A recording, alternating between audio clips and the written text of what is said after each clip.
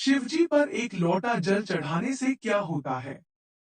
हर हर महादेव। दोस्तों, कैसे हो आप सब? दोस्तों, आप सब जानते होंगे भगवान शिव को भोलेनाथ क्यों कहा जाता है, क्योंकि वो बहुत ही भोले होते हैं और अपने भक्तों की छोटी सी बात पर ही रीझ जाते हैं और उनको शीघ्र ही मनवांछित फल दे देते हैं, इसलिए उनको भोले बाबा कहा जाता है। शिवजी पर एक लोटा जल चढ़ाने से क्या होता है? हिंदू धर्म की मान्यताओं के अनुसार हर एक तिथि और वार का विशेष महत्व होता है। हिंदू धर्म में हर एक दिन किसी ना किसी देवी देवता को जरूर समर्पित होता है। वार के अनुसार ही उस दिन विशेष पूजा आराधना की जाती है। सोमवार का दिन भगवान शिव को समर्पित होता है। सोमवार के दिन भगवान भोलेनाथ की विशेष रूप से पूजा करने का महत्व होता है। सोमवार को भगवान शिव की पूजा और व्रत करने के जातक की शीघ्र ही मनोकामना पूर्ण होती है। मान्यता है सोमवार के दिन भोलेनाथ की पूजा अर्चना करने पर व्यक्ति को सभी तरह के संकटों से मुक्ति मिल जाती है। भगवान भोलेनाथ की पूजा में जल चढ़ाना और फूल अर्पित करना खास माना जाता है। अगर आपके पास फूल नहीं है तो आप किसी भी वृक्ष की पत्ती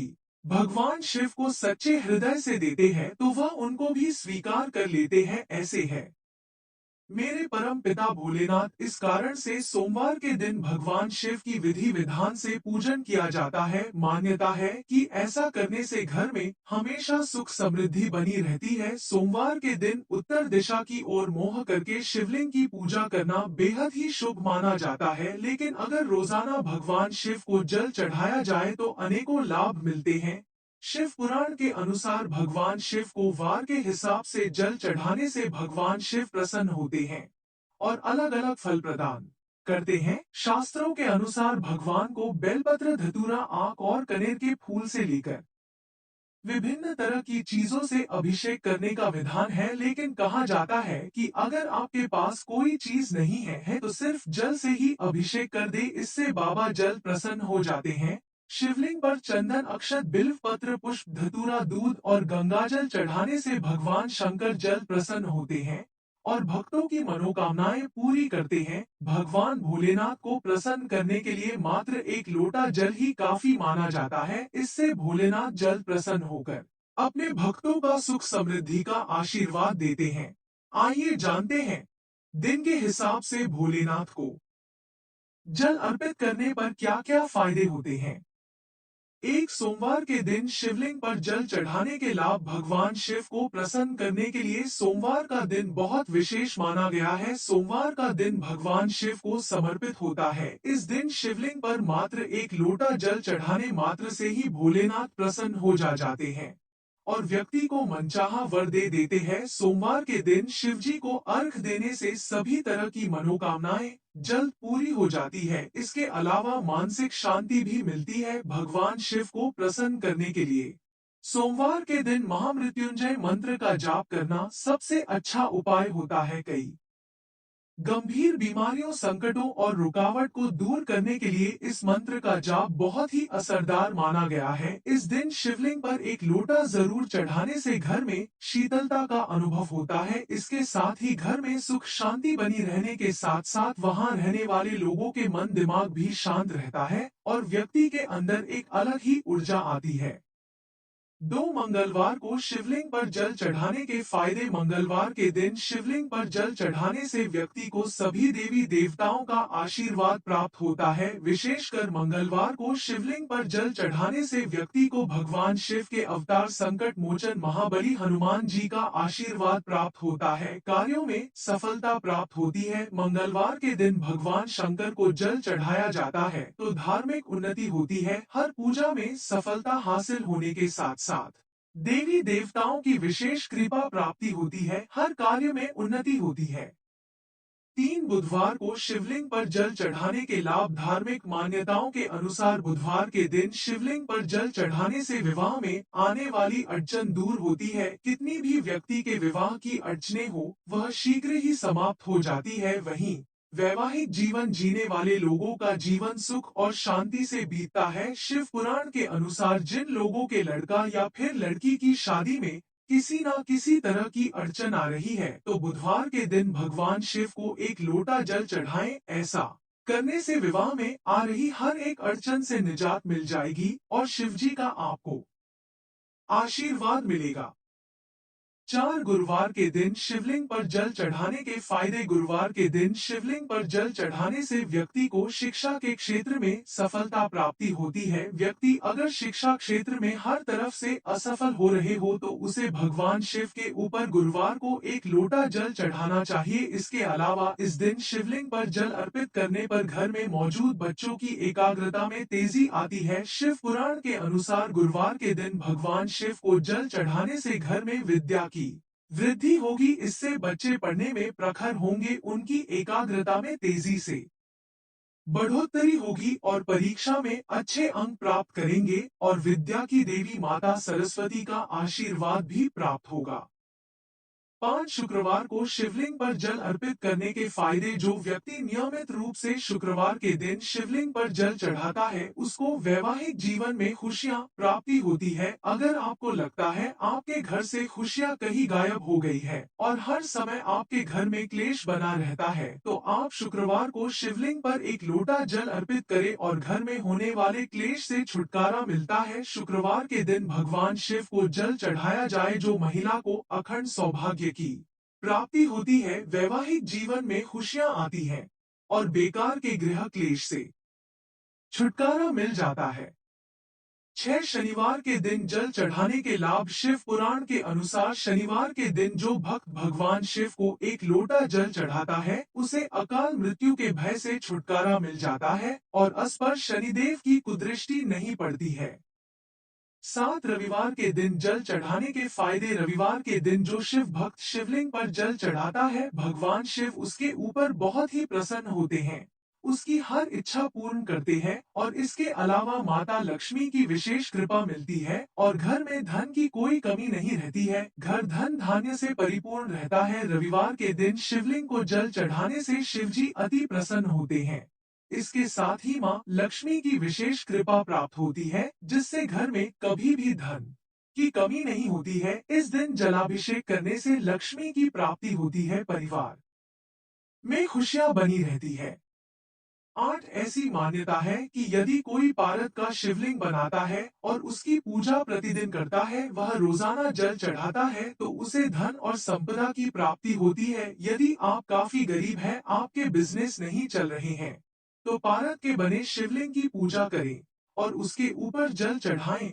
दोस्तों, शिवलिंग पर जल चढ़ाना आपके दिमाग को शीतल करने का कार्य करता है। यह आपके नेगेटिव भावों को नष्ट कर देता है। इसी प्रकार की एक कथा आती है कि जब शिव ने विषपान किया तो उनका मस्तक गर्म हो गया था, तो उसके बाद देवताओं ने उनके ऊपर जल डालकर उनको शीतल किया था। इस प्रकार से शिवलिंग पर जल डालना आपको और अधिक अच्छा बनाता है। यदि आप रोजाना शिवलिंग पर जल चढ़ाने के लिए जाते हो तो आपका मन शांत होता है, विचारों की मलिन भी दूर होती है। मन के अंदर जो खराब चीजें मौजूद होती है वे धीरे धीरे करके नष्ट होने लग जाती है और उसके स्थान पर अच्छे और पवित्र विचार आने लग जाते हैं।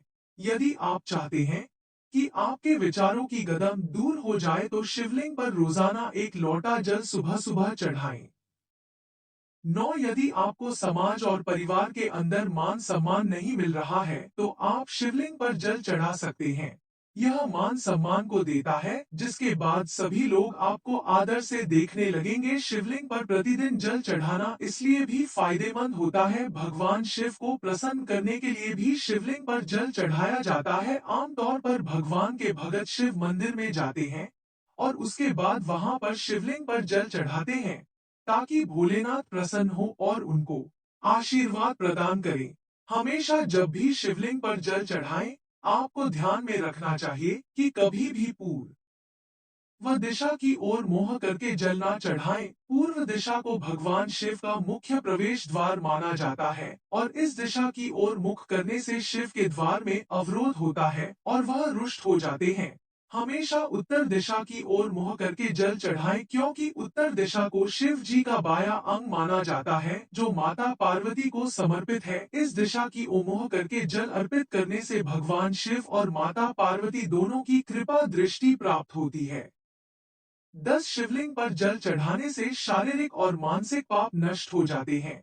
यदि आप अपने शारीरिक और मानसिक पाप को नष्ट करना चाहते हैं, तो रोजाना शिवलिंग के ऊपर जल चढ़ाएं। जरा यदि आप सोने के शिवलिंग पर जल चढ़ाते हैं, तो यह काफी फायदेमंद होता है। यह मुक्ति प्रदान करता है, समस्त दुखों को दूर करके यह परम कल्याण को प्रदान करता है। यदि आप शिवलिंग पर जल चढ़ाते हैं, तो यह आपके मन को भी शांत करने का कार्य करता है। जल चढ़ाने के लिए आपको रोजाना मंदिर के अंदर जाना होता है और मंदिर के अंदर जाने से मन को शांति मिलती है। कुछ लोगों के मन में बड़ी उथल पुथल मची होती है। मन को शांत और एकाग्र करने के लिए शिवलिंग के ऊपर जल चढ़ाना बहुत ही उपयोगी हो है। आप 30 दिन तक लगातार शिवलिंग पर जल चढ़ाएं। ऐसा करने से आपके मन की एकाग्रता में बढ़ोतरी होगी।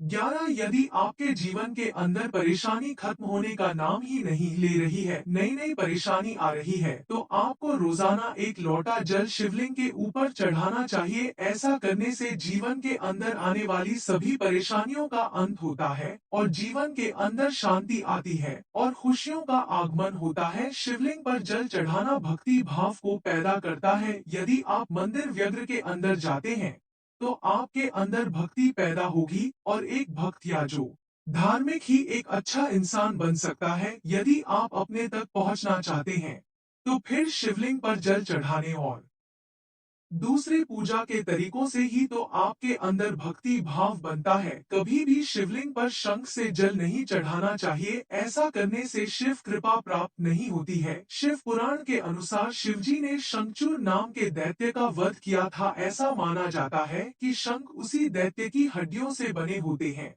इसलिए शिवलिंग पर शंख से जल नहीं चढ़ाना चाहिए। 12, हमेशा शिवलिंग पर जल अर्पित करते समय ध्यान रखें कि बैठकर ही जल अर्पित करें। यहाँ तक कि रुद्राभिषेक करते समय भी खड़े नहीं होना चाहिए। पुराणों के अनुसार खड़े होकर शिवलिंग पर जल चढ़ाने से यह शिव जी को समर्पित नहीं होता है और इसका पुण्य प्राप्त नहीं होता है। कभी भी शिव पर तेजी से जल नहीं चढ़ाना चाहिए। शास्त्रों में भी बताया गया है कि शिव जी को जल धारा अत्यंत प्रिय है, इसलिए जल चढ़ाते समय ध्यान रखें कि जल के पात्र से धार बनाते हुए धीरे से जल अर्पित करें। पतली जलधार शिवलिंग पर चढ़ाने से भगवान शिव की विशेष कृपा दृष्टि प्राप्त होती है। शिवलिंग पर जल अर्पित करते समय सबसे ज्यादा ध्यान में रखने वाली बात यह है कि आप किस पात्र से जल अर्पित करें। जल चढ़ाने के लिए सबसे अच्छे पात्र तांबे, चांदी और कांके माने जाते हैं। भूलकर भी स्टील के पात्र से शिवलिंग पर जल नहीं चढ़ाना चाहिए, इससे शिवजी रुष्ट हो जाते हैं। पंडित प्रदीप मिश्रा जी बताते हैं कि जल अर्पण के लिए सर्वोत्तम पात्र तांबे का है, इसलिए इसी पात्र से जल चढ़ाना उत्तम है। लेकिन भूलकर भी तांबे के पात्र से शिवजी को दूध ना चढ़ाएं, क्योंकि तांबे में दूध विष के समान बन जाता है। अगर आप शिवलिंग पर जल चढ़ा रहे हैं, तो आपको हमेशा सोने, चांदी या फिर तांबे के पात्र का ही उपयोग करना चाहिए। आपको कभी भी स्टील या लोहे के लोटे का इस्तेमाल नहीं करना चाहिए। वैसे तो इसकी कोई निश्चित सीमा नहीं है कि आपको शिवजी पर कितने बेलपत्र अर्पित करने चाहिए, लेकिन लोगों का मानना है कि 3 से लेकर 11 बेलपत्र शिवजी पर अर्पित करने से शुभ होता है। 13, शिवलिंग पर जल चढ़ाने से आपकी कुंडली में जितने भी दोष मौजूद होते हैं, आपको उन सभी दोषों से मुक्ति मिल जाती है। आपके वह सभी दोष दूर होने लगते हैं। अगर आप नियमित रूप से शिवलिंग पर जल चढ़ाते हैं, तो आपको धन संपत्ति की प्राप्ति होती है और आपकी समाज में इज्जत बढ़ती है। लोग आपको आदर पूर्वक देखने लगते हैं। शिवलिंग पर जल चढ़ाने से आपके घर में सुख, संपत्ति और धन तो आता ही है, साथ ही साथ आपका शरीर पवित्र हो जाता है। गुरु जी बताते हैं कि कभी भी शिवलिंग पर जल चढ़ाते हुए जल के पात्र में कोई अन्य सामग्री ना मिलाएं।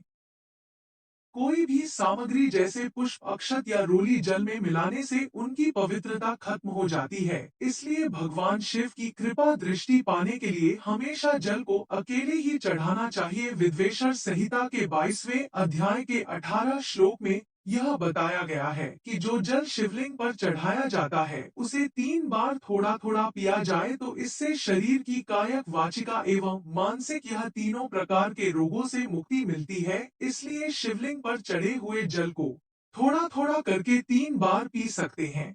यूं तो भगवान की भक्ति किसी भी समय की जा सकती है, लेकिन पूजा सही समय पर की जाए तो शीघ्र फलों की प्राप्ति होती है। ऐसे ही शिवलिंग पर जल चढ़ाने के लिए एक समय सीमा तय की गई है, जिसमें भक्त उन्हें जल अर्पित करके शुभ फलों को प्राप्त कर सकते हैं। कहते हैं, शिवलिंग पर जल चढ़ाने के लिए प्रातःकाल 5 बजे का समय काफी उत्तम बताया गया है। सुबह 5 बजे से लेकर सुबह 11 बजे तक शिवलिंग पर जल चढ़ाया जा सकता है। वहीं शाम के वक्त शिवलिंग पर जल भूलकर भी अर्पित नहीं करें, वरना आपको पूजा का फल नहीं मिलेगा।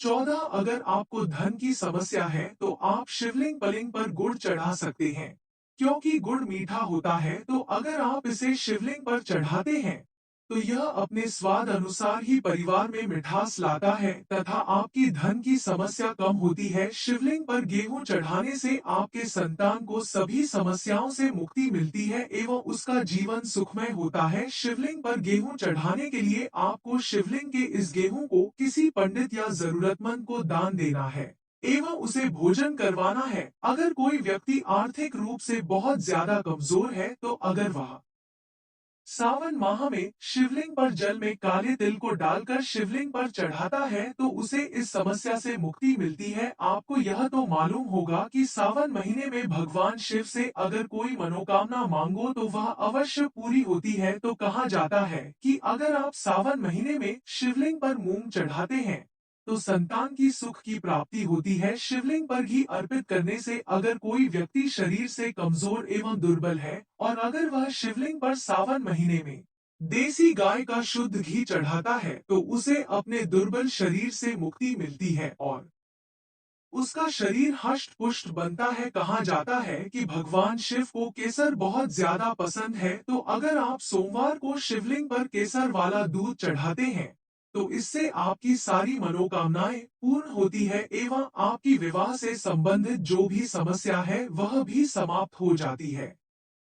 15, शिवलिंग पर जल चढ़ाते समय ध्यान रखें कि जल्दी से जल ना चढ़ाएं, बल्कि एक छोटी धारा बनाकर जल चढ़ाएं। इस दौरान नम शिवाय मंत्र का जाप करते रहे। कहा जाता है कि अगर कोई व्यक्ति शिवलिंग प्रतिदिन चावल के 5 दाने चढ़ाता है तो शिव जी बहुत ज्यादा प्रसन्न होते हैं और उस व्यक्ति की सारी मनोकामना पूरी होती है और उस व्यक्ति के घर में सुख समृद्धि एवं धन संपत्ति बनी रहती है। अगर आप जानना चाहते हैं कि आप सोमवार पर शिवलिंग पर क्या चढ़ा सकते हैं, तो आप सोमवार के दिन शिवलिंग पर कच्चा दूध चढ़ा सकते हैं और साथ ही साथ आप शिवलिंग पर बेलपत्र एवं चावल भी चढ़ा सकते हैं।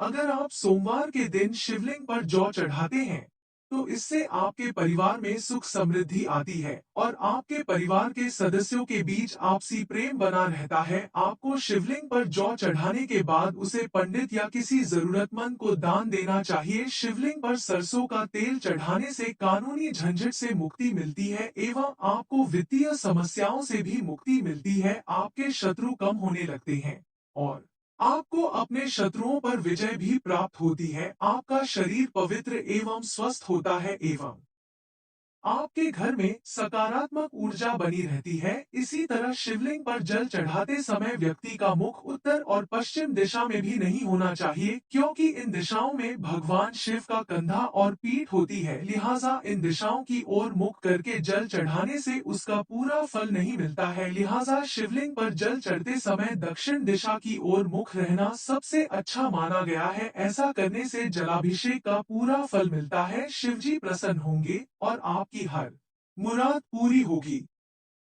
16, शिवलिंग पर कच्चे चावल चढ़ाने से धन संपत्ति की प्राप्ति होती है। तिल चढ़ाने से समस्त पापों का नाश होता है। शिवलिंग पर जौ चढ़ाने से लंबे समय से चली रही परेशानी दूर होती है। शिवलिंग पर गेहूं चढ़ाने से सुयोग्य पुत्र की प्राप्ति होती है। शिवलिंग पर जल चढ़ाने से परिवार के किसी सदस्य का तेज बुखार कम हो जाने की मान्यता है। शिवलिंग पर दूध में चीनी मिलाकर चढ़ाने से बच्चों का मस्तिष्क तेज होता है। शिवलिंग पर गन्ने का रस चढ़ाने से सभी सांसारिक सुखों की प्राप्ति होती है। शिवलिंग पर गंगा जल चढ़ाने से मनुष्य को भौतिक सुखों के साथ साथ मोक्ष की प्राप्ति भी होती है। शिवलिंग पर शहद अर्पित करने से टीबी या मधुमेह की समस्या में राहत मिलती है। शिवलिंग पर गाय के दूध से बना शुद्ध देसी घी चढ़ाने से शारीरिक दुर्बलता से मुक्ति मिलती है। शिवलिंग पर आंकड़े के फूल चढ़ाने से सांसारिक बाधाओं से मुक्ति मिलती है और मोक्ष की प्राप्ति होती है। शिवलिंग पर शमी के पेड़ के पत्तों को चढ़ाने से सभी तरह के दोखन से मुक्ति प्राप्त होती है। जल से रुद्राभिषेक करने पर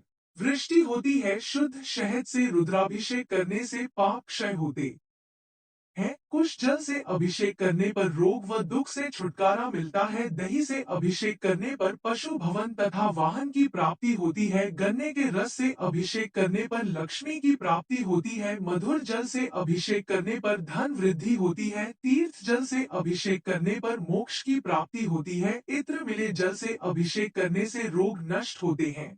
दूध से अभिषेक करने से पुत्र प्राप्ति होगी। प्रमेह रोग की शांति तथा मनोकामनाएं पूर्ण होती हैं। गंगा जल से अभिषेक करने से ज्वर ठीक हो जाता है। दूध शर्करा मिश्रित अभिषेक करने से सद बुद्धि की प्राप्ति होती है। घी से अभिषेक करने से वंश विस्तार होता है। सरसों के तेल से अभिषेक करने से रोग तथा शत्रुओं का नाश होता है।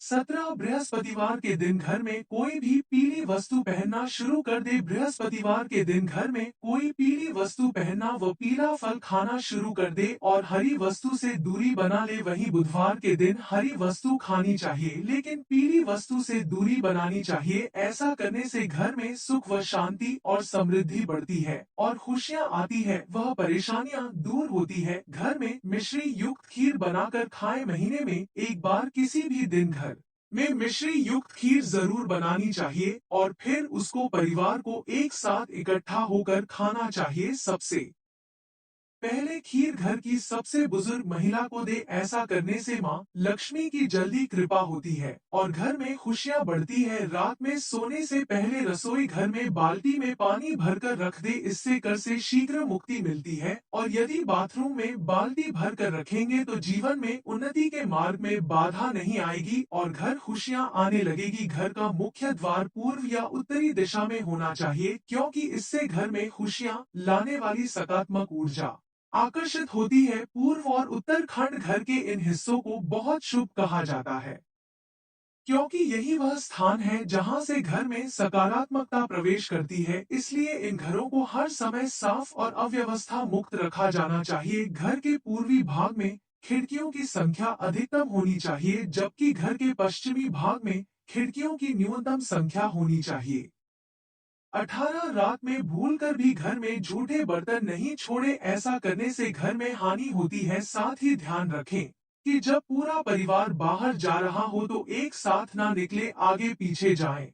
इससे यश की वृद्धि होती है। समाज में आपका मान सम्मान बढ़ता है और खुशियां भी बनी रहती है। सूर्यास्त के समय किसी को भी दूध दही या प्याज मांगने पर भी नहीं दे। इससे घर की बरकत खत्म हो जाती है और खुशियां छीन होने लगती है। और साथ ही कभी भी घर की छत पर अनाज या बिस्तर ना धोए लेकिन आप इनको सुखा सकते हैं। रसोई घर का निर्माण दक्षिण पूर्व दिशा में होनी चाहिए क्योंकि इससे परिवार के स्वास्थ्य और सुख में वृद्धि होती है। ब्रह्म स्थान केंद्र घर के केंद्र में कोई फर्नीचर नहीं होना चाहिए। यह सबसे शक्तिशाली और सकारात्मक रूप से चार्ज किया गया क्षेत्र है जो इस स्थान के संपर्क में आने वाले व्यक्ति की सकारात्मक ऊर्जा को बढ़ा सकता है। और घर में कमाने वाले और परिवार के मुखिया को एक शयन कक्ष अलग होना चाहिए जो दक्षिण पश्चिम दिशा में हो ताकि उसे परिवार पर नियंत्रण रखने और उनके कल्याण के बारे में उचित निर्णय लेने में मदद मिल सके। प्रिय दोस्तों, आज के वीडियो में